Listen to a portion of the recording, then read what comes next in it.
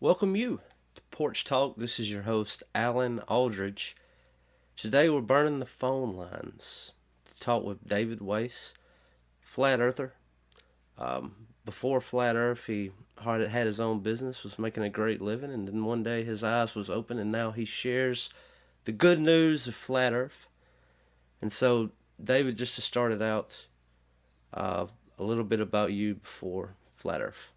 I was a regular businessman, and I used to do a conspiracy podcast called Deep Inside the Rabbit Hole, where we looked into all sorts of deceptions in the world. And I did that out of New York City. And then in the third year, people started sending me, "Hey, Dave, have you looked into Flat Earth?" And as any normal person would do, you would just delete messages like that. And if they kept sending them, I would ban them from my social media for being so stupid, for trying to waste my time with something so nonsensical. But then after a while, I got out of control, and a researcher that I trust and respect said, "Dave, you got to look into Flat Earth." And I was like, "Are you kidding me?" And she sent me a couple of videos, and I looked at them, and I said, "Okay, I'm just going to prove the globe." I went into it not like, let me find out what the truth is. I went into it like, I'm going to disprove Flat Earth. I'm going to prove the globe. And for 2 weeks, I tried to come up with one proof of the spinning globe, and I couldn't. Not one. 6 years later, I quit my job, not my job, my own company. I left my own company, and here I am hosting the Flat Earth podcast, talking to guys like you. I've created an app that helps teach you about Flat Earth, because Google certainly doesn't want you knowing about it. It's called the Flat Earth Sun, Moon, and Zodiac Clock app, and it's the best way to learn about Flat Earth. But besides that, that's how I got here. Well, great, man. So let's start right there. What like just with physics and just the Earth spinning. So what is the Earth doing? So the Earth doesn't move at all. So again, there's a lot of disinformation out there. If you've looked into Flat Earth at all, you've ended up at the Flat Earth Society. That's a government-controlled disinformation site to make you laugh at Flat Earth and never look at it again. You know, if you Google images of Flat Earth, you're going to see a flat pancake Earth with a whole bunch of spherical planets going around a spherical sun. No Flat Earther believes that. You're going to find all sorts of garbage out there that is not the Flat Earth. So that's strike one for people that hate Flat Earth. They don't even know what Flat Earth is. And strike two is they know less about Flat Earth than Flat Earth research, know less about the globe Earth than Flat Earth researchers, because we've looked into it. So, you know, the Earth is flat and stationary. So think about this. The Earth is like a puddle. A puddle of water is where if the water accumulates in the low spot in the land, and the edge of the puddle is just where the land is higher than the water. And a pond is the same thing. It's just bigger, and a lake is even bigger. Now think of all of the world's oceans as a giant pond. And the edge of that pond is the land that's higher than the water surface, and that land is called Antarctica. Antarctica is not the continent at the bottom of a ball. It's the land that surrounds the world oceans, okay? And it's the highest land on Earth. Like if you went on a boat and went anywhere in the world, any country, any island, you're going to pull up to the shoreline, and you're going to be able to walk in town and buy some beer, whatever you got to do. But if you go to Antarctica, the land is 200 feet over your head. It's the highest land on Earth. We live in the Antarctic basin, okay? And the Earth does not move. Everything we see in the sky is within the Earth system, not the solar system, and the sun and the moon circle around above the flat Earth. Okay, so just with that is like, what about with plane travel? Like just if we were to hop on a plane from America, we were headed to Asia, like, do they always go the same direction? Or I mean, like, what is that? Is there a way off? And I mean, this is a way off the Earth. Yeah. So if you look at the flat Earth, you know, we got this puddle. We have all the islands in the puddle, which are the continents, and east and west are circles around the magnetic north, and that's the same on a ball Earth and a flat Earth. So you can circumnavigate going dead right. Take your compass dead reckoning east and end up right back where you went from, because you got to remember that needle needs to point towards the north the whole time. So literally dead reckoning east or west will take you in a circle equidistant from the center and bring you right back to where you went from. You didn't circle the ball, you just went around the block. Oh. South is every direction away from the center. The problem is, if you go like to Antarctica, not to Antarctica, to Santiago, Chile, which is the tip of South America. Mm-hmm. I've been there. And you want to go, yeah. So if you want to go from Santiago to Australia, which is about at the same latitude, you can cut over Antarctica. But people say, well, you're not allowed to fly over Antarctica because of treaty. That's fine. So you just take the shorter route, staying at that low latitude, and go around and end up at Santiago. But nobody ever does that. When you take a plane flight from Santiago, Chile to Australia, it goes all the way up to the north and then all the way back down to Australia, which doesn't make any sense at all. If you look at that, if you go, so it takes you all the way up from Santiago to the United States, and if you're going to Western Australia, you just go over to the East Coast, and then you go all the way back down. If you're going to the East Coast of Australia, you go all the way up, to the Northern Hemisphere, to America. You go all the way over to England or Dubai, and then you go all the way back down, which is crazy if you lived on a ball. But we don't, because those same paths are a straight line on the flat Earth map. So airplanes fly straight and level over the Earth plane. Airplane, not Earth plane. An airplane would have to nose down a mile every 2 minutes just to follow the curve of the Earth so it didn't fly off into space. But that doesn't happen. I mean, you notice when the pilot says, all right, we're descending down into our final approach, whatever, he's dropping it like 500 feet a minute. And an airplane would have to drop it half a mile a minute. And you would notice that. But you don't, because airplanes fly straight and level over a flat Earth plane. Yeah, okay, that makes sense. Like, it was just kind of weird to kind of phrase the question like coming from a global Earth, and like just trying to you did a good job explaining magnetism with that, like a true north, and that kind of helped make it. Yeah, that's how it works. I mean, on the heliocentric model, we're spinning at 1,000 miles an hour. So when you're watching the sunset, you have to believe you're falling over backwards faster than the speed of sound, and that's making the sun appear to go down. You're orbiting the sun at 66,600 miles an hour. You're chasing the sun at 500,000 miles an hour, and that entire system's moving sideways at 1 or 2 million miles an hour, right? All of that happens, and you have lakes that are pure glass without any movement whatsoever. That water would be sloshing all over the place from all of those different curved motions. If you had a plate of water in a car going 100 miles an hour on a straight road, you're fine. As soon as that car takes a turn, that water's sloshing right off that plate, right? But we're dropping at 5 miles a minute or something like that on the curving Earth, and we have lakes that are like mirrors. It's ridiculous. Yeah. Okay, just like to go back to, you beginning to believe in flat Earth, and you said that you were trying to disprove it, but you couldn't. So what were some of the fundamental points that you was like, no, there's no way this place is a globe? Every single point, every single thing I looked at, if the Earth was a globe 24,901 miles around, like they say, there's a curvature formula.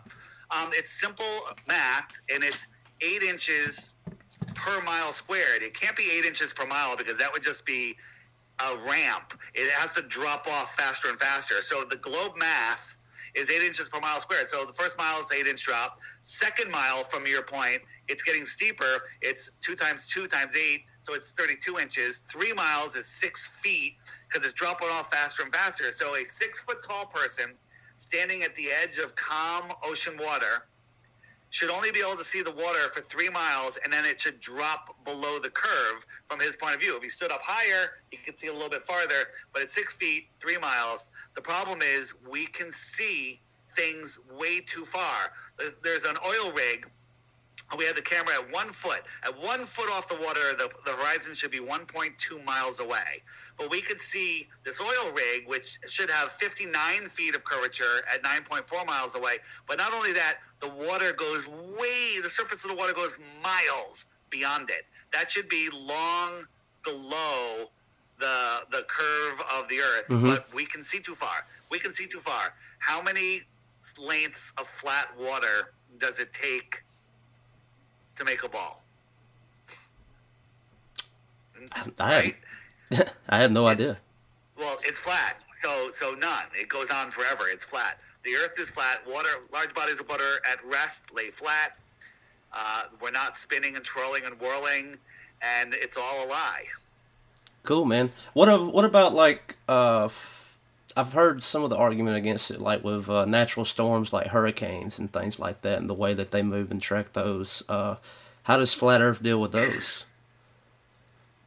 Yeah, so again, Flat Earth it works perfectly with those. So if you look at the Tropic of Cancer and the Tropic of Capricorn, which are just the middle latitudes near the equator. So on the flat Earth, the sun and the moon circle around the mid latitudes, and they are electric and magnetic in nature. The Earth is a giant battery. Okay, the sun and the moon are the anode and cathode of the battery. The salt water carries the current. The land is the salt bridge of the battery, and it's all it all works together. But as the sun and the moon go around, they're creating a wake. Just like if you pushed your hand or a paddle through the water, you're going to get opposite rotating vortices off of that push in the water. So as the sun and the moon are going through, they're creating a wake in the atmosphere, which spin things in opposite directions outside of those two tropics. The problem is, occasionally a storm will develop when the sun and the moon aren't anywhere near it. They're on the other side, the other side of the flat plane, and those storms will cross from the south into the north or the north into the south, and they're spinning the wrong way. But that's okay. It happens. It happens occasionally, and that's impossible if what they're saying about the Coriolis spinning was true. And again, the same people say that toilets spin backwards in Australia, and that's just a myth. Okay. What about leaving Earth? Is that possible? Well, that's a great question. Anything above our heads and beyond the Antarctic Treaty, which is the shoreline of Antarctica, is really speculation.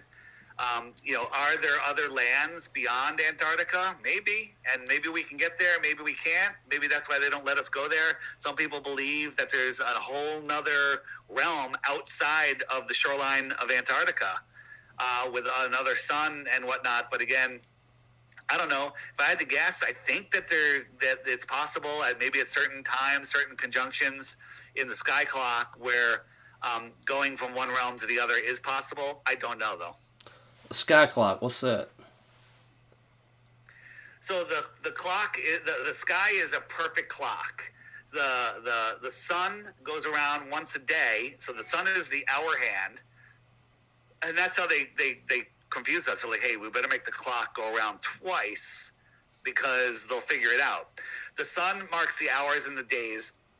The sun laps the moon. The moon goes around, but slower than the sun, and the sun laps the moon once every 28 days. So the moon keeps track with its phases and position of the weeks and the months, and the stars that are circling above, they go slightly faster than the sun, and they only lap the sun once a year. So the sun keeps track of the seasons and the years. I mean, the stars keep track of the seasons and the years. I have an app that shows how all of this works, how seasons work, how sunsets work, how circumnavigation works, with all the questions. It's called the Flat Earth, Sun, Moon, and Zodiac Clock app. And if you get that app on your iOS device or your Android device, you can find all of the stuff that Google will never show you. Okay. And so just with the sun and moon, so instead of making revolutions around the Earth, they're making laps, right? They're making laps over the Earth, and they're very small and very close to the Earth.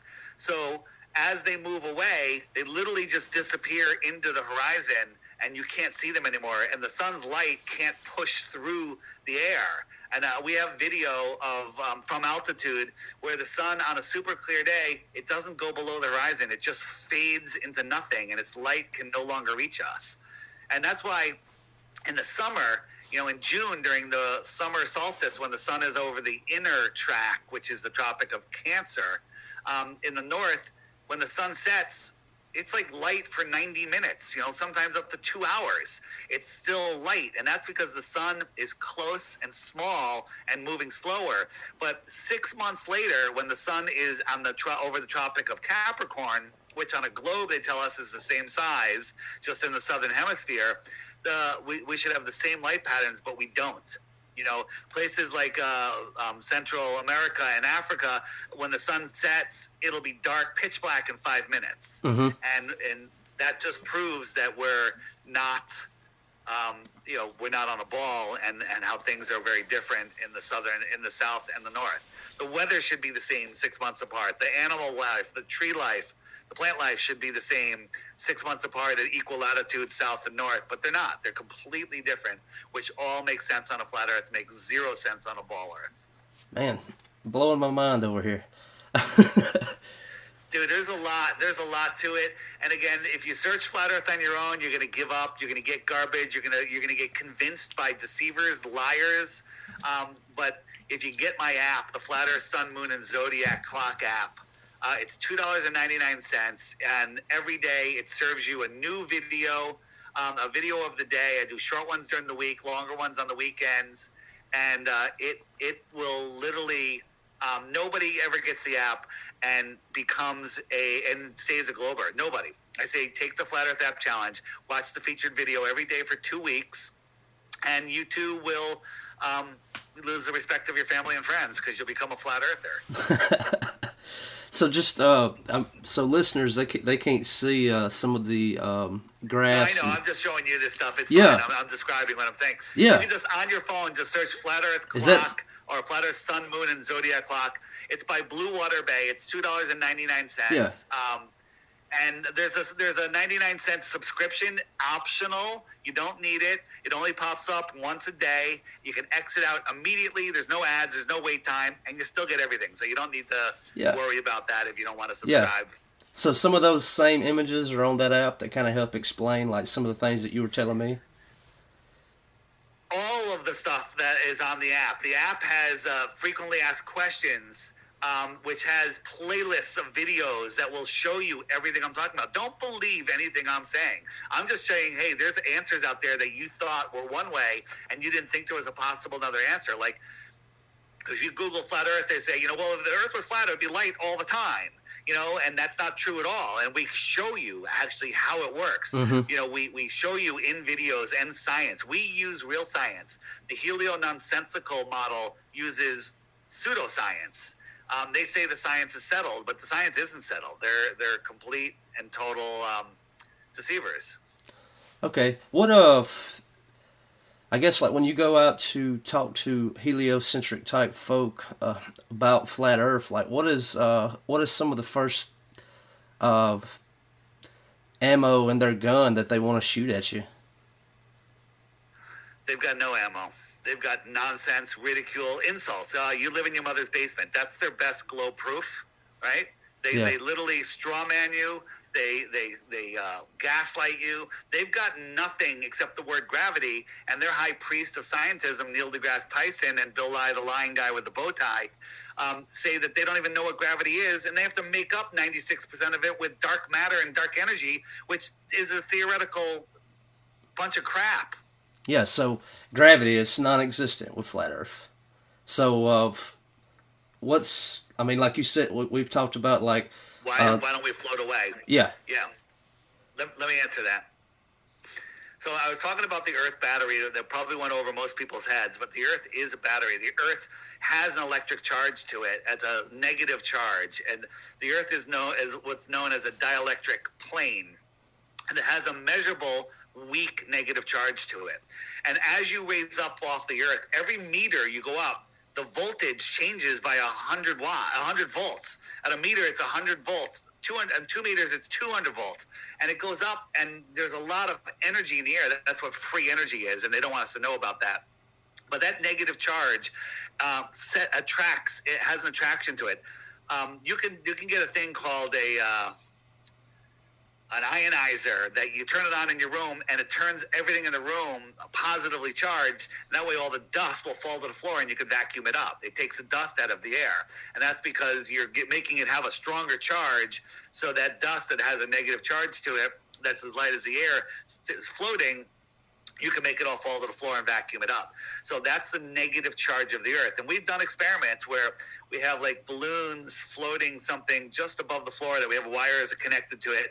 And then with a Van de Graaff generator, we give it a negative or a positive charge, and it goes up or down based on that charge. So we're showing that the charge has something to do with it. You can also see those triangular tinfoil things that they put a negative charge to it, and they float up in the air. They literally, are they anti-gravitic or are they anti-electric static charge? So, and then on top of that, buoyancy and density sort everything out from there. You know, some flat earthers think that it's just buoyancy and density, but what establishes the down? And they always say gravity is a weak force. Well, it's that electrostatic charge, in my opinion, that is the weak force. And we've done lots of experiments that really support that. But buoyancy and density sort things out. You drop an anvil, it falls really hard and fast because it's denser than the air. You drop a feather, it's going to move down slower because it's not, you know, it's way less dense. Yeah. Man, I've got a background in electronics and like know a little bit about electricity, so that makes sense. You made a reference to a free voltage, and I know a little bit about what you're talking about. Like when you get higher, the voltage gets higher. So are we saying that there's a way to tap into free? There's a way to tap into like free energy? YouTube channel. Write this down. Write this down. It's way beyond that. LC, the letter L, the letter C, King, King, LC King on YouTube. The guy in Australia, he's brilliant, and he does these explanations of how the Earth battery works, and you'll watch it, it'll blow your mind. Okay, perfect. So what about pressure? Like, you know, if you go so deep in the water, your ears will pop. If you get so high on a mountain, altitude-wise, you know, your ears will pop too. What do we make of that? Buoyancy and density. Buoyancy and density. Buoyancy and density. Yeah. Okay. Okay, makes sense. If you drop a rock in the ocean, it'll sink to the bottom. That's right. If you put you put a basketball in the ocean, it'll float on the top. You know. Okay. But it'll fall through the air and stop at the water because it's more dense than the water. Yeah, same thing with oil and water. It's less dense than the water. Yeah. Yeah, I guess it'd be like oil and water. Yeah. Okay. Man, tell me. So it's buoyancy and density with a slight negative charge. Go ahead. Tell me a little bit more about the business you started after Flat Earth. I mean, you got the app. So what about a little bit more about you and your business? Well, my business is just spreading the good word, and people buying the app is how I support myself. So, you know, if people want to learn about Flat Earth, they can. People, if you just go check it out in the App Store, besides the couple people that have like old phones, and like it's not working, my phone crashed, whatever, there's a few people that would leave a bad review. But just look at the reviews, and they're all amazing. They're all 5 stars. They're all amazing. And people asked if they could donate. They wanted a donate button, but you're not allowed to have a donate button on an app. So I had a subscribe button. And the only thing the subscription gets you is that you don't get that one pop-up a day. One pop-up a day without any ads. It's not a lot to ask. So I didn't want to make it annoying and force people to subscribe, but I wanted to give people a way to donate. So that's my business, and I'm not in it for the money because I walked away from a high 6-figure company that I started, and I walked away from it all. I left everything on the table to do this. Yeah, and just to get the word out about like heliocentric is not the way. It's all about. Well, it's all about control. This world is totally screwed up, and the way it's screwed up right now is because people are lost in space. They believe they're on a spinning speck in an infinite vacuum, lost in a distant god or godless universe, flying out of control, where they're a random accident, and that none of their actions matter, and that they are powerless. When the truth is, we are at the center of creation.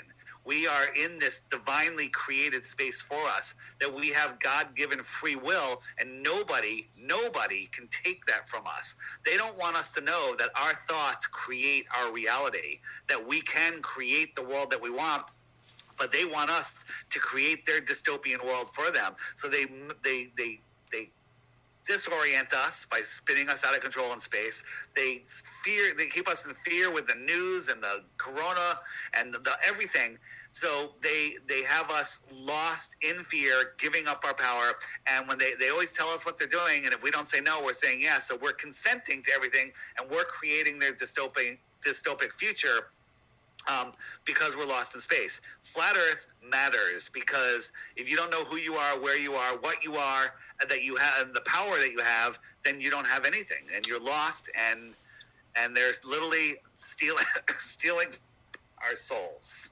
Yeah, totally, man. I believe that I like With to the read. soul lure system. Yeah, I like to read the Bible, and that's some of the first things that the Bible tells you is it's these Page one.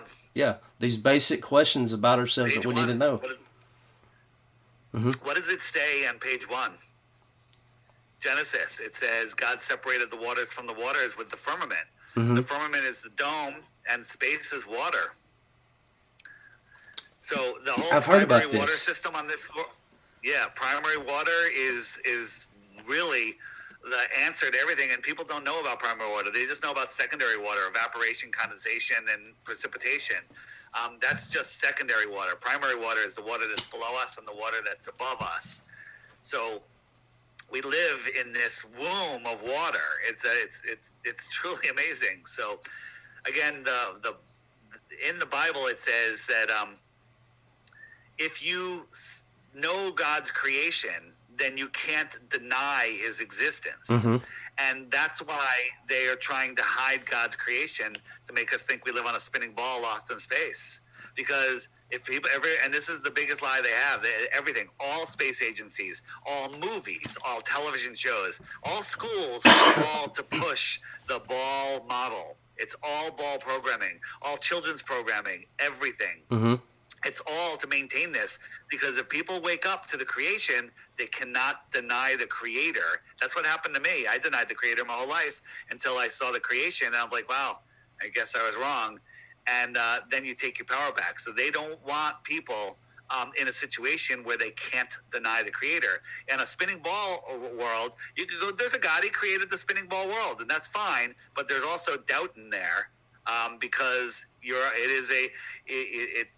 real story is that it's a random speck, it's a random accident that what happened. But if you know the true creation, if you see the flat earth and know it's intelligently designed, there's no denying the creator. If everybody woke up that tomorrow, that would be the end of all governments, all universities, all astrophysics programs, all science, not all science, but all pseudoscience, all space agencies, and the whole world would change. They don't want that. Right. Yeah, man. That's a really good point, because when you're talking about like apologetics and just trying to share faith or proselytize, that's generally where I like to start, is with creation. But that is immediately where you lose people when you get to thinking about a solar system or even something outside of that Milky Way. So that's where I usually don't even like going there, because I was that guy that if you mention God, I'm out. I'm out. Done. I'm not listening to you anymore. But it's undeniable. It's undeniable. So once you see it, you can't unsee it. So I'm not afraid to say it. But don't take God out of the equation if you want. If you have a problem with God, take him out of the equation. Earth is still flat, right? And you figure it out from there. Gotcha. What about like with flat Earth science today? Is there any new discoveries that y'all are working on today? Like as far like where does y'all science go? So we do curvature tests, with lasers, with microwaves, over frozen lakes with mirror flashes. So we've done that so many times. It's ridiculous. There really is not a whole lot more to do other than exposing NASA, which we've exposed, they're nothing, not even a space agency, not a space agency, NASA. They're faking everything on the International Fake Station, and we're just proving more and more that everything that they show us in space is just a cartoon and nonsense. So once people wake up to that, everything kind of unwinds from there. And we're also figuring out, they have no globe proofs left. What they used to have, gravity, refraction, arguments, but we've completely destroyed all of them. So there's nothing except just deniers out there that are unable to think, that still think the Earth is a ball. What they don't want is everybody looking into it, because people will see the truth when they look into it. They'd rather them not knowing about it, getting mind trapped at the Flat Earth Society and never looking into it. But if people start engaging more and more like they are, people are waking up by the thousands every day, tens of thousands every day. So we're going to hit critical mass soon, but we'll see what happens in the world. See if people, I don't know what people are going to do. People are really lost souls right now. Mm-hmm. And again, evil is lure, is soul. This is the soul lure system. Our job here is to maintain control of our souls during this journey in this realm, and they're trying to steal our souls away with the helio-nonsensical soul lure system. I got you. I got about 2 more questions for you, David. What about with the satellites for our televisions? Where do they sit? Yeah, well, the DirecTV says that they admit that they're cell tower based. They're underwater undersea cables of fiber optics. There's 99% of all of the communications in the world, and you can't get GPS or signals from these things offshore. When an airplane's flying from just even from California to Hawaii, 100, 200 miles offshore, it's in approximated mode. It no longer can see it because it's not satellites. It's all ground-based tower stuff. NASA launches satellites on balloons in Antarctica. Tens of thousands of them are in the sky at all the time, and they stay up for over a year. And they don't tell us about that because there are no satellites in space. GPS is a ground position system. And I'm not even saying that these satellites, these satelloons, are what they use for any type of communication at all. They might just be taking pictures, measurements. Mm-hmm. Who knows what they're doing? But it's not satellites falling around the Earth. That's insane. And we've been talking about it the whole time, but the last question I guess I have, and then we'll walk it out the door, is you just hop on Google Maps or Google Earth, you scroll out far enough, of course it's going to be a globe, but just with not even zooming out that far, just looking at longitude and latitudes of everything, does flat Earth coordinates disagree with the coordinates that a globe has? Well, some of the coordinates work. You can navigate with that. But we use Google Earth all the time to we take their distances, and they show us, that stuff's behind a curve, and then we take real-world observations, show that we're in these exact same spots. And our cameras, with our super zoom cameras and infrared now, can zoom in and see these things that should be miles below the curve. We can see them. Again, more and more, farther and farther, they should be miles and miles below the curve, but we can see them. So that means no curvature, no ball. The Earth is 70% water. Water at rest lays flat. You can lead a man to flat water, but you can't make him think critically about the shape of the Earth. Well, cool, man. All right, and check out the Flat Earth, Sun, Moon, and Zodiac Clock app if you want to learn about the truth where you live. Oh, yeah. Oh, plug everything. Plug your podcast and everything else you have going on. So that's it. And my podcast is the Flat Earth Podcast. Just check out on your phone. You go to your podcast player, search for the Flat Earth Podcast. Listen to the first 10 episodes there. Start from the beginning, and you too will know the Earth is flat and not a spinning ball. So That's it. My YouTube channel is the initials for Deep Inside the Rabbit Hole. So it's just DITRH. I have lots of short videos there that will wake you up to the flat earth also. So again, flat earth is there for anyone with eyes to see, minds that can think, and ears that can hear. All right, man. David, thank you so much. News and notes. Thank you so much for listening to Porch Talk. If you haven't done so already, I would ask that you would rate and review the show on whatever podcast app it is that you listen to on. It helps a lot. I don't understand all the algorithms, but it helps people find it. Also, if you'll share it, you'll tell your buddy, put it on your social media. Hey, check this out, man. This kind of blew my mind, or you won't believe what I just heard. Really appreciate it. In those lines, these kind of episodes are special. This is something that I firmly believe as a human being trying to understand other humans is I always want to hear the other point of view. And if you can't open your mind up to even listen to it, that probably says quite a bit about you.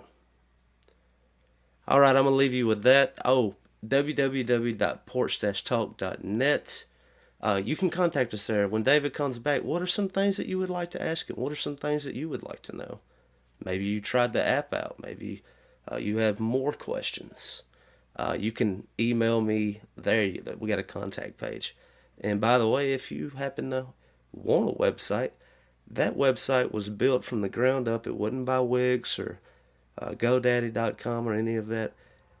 Sid, he decided that that was something that he wanted to do. He wanted to design a website, and he asked if he could build mine. Of course, yes.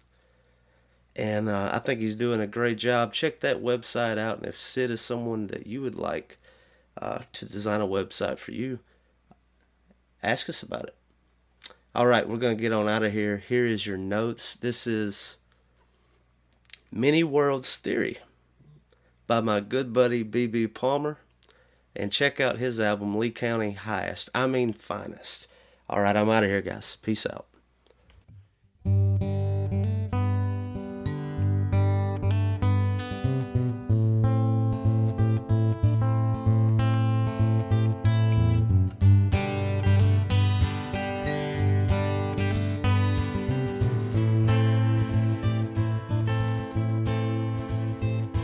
I already know where I'd like to go when I have to die.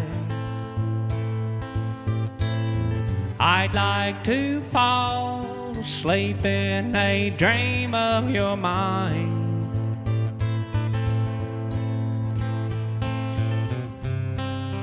Drift down your canyons.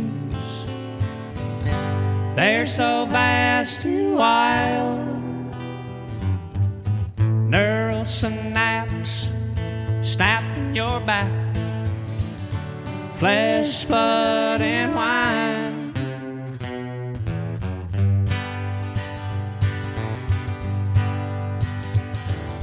I feel like I have been around here before.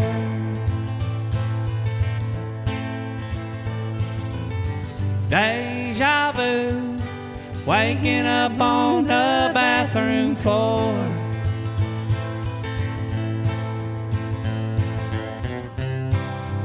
I've seen hell, and I've seen God, and I'm just fine with leaving the both of them behind. Fall asleep in your mind for the rest of eternity. Fall asleep in your mind. I'd like to stay there permanently.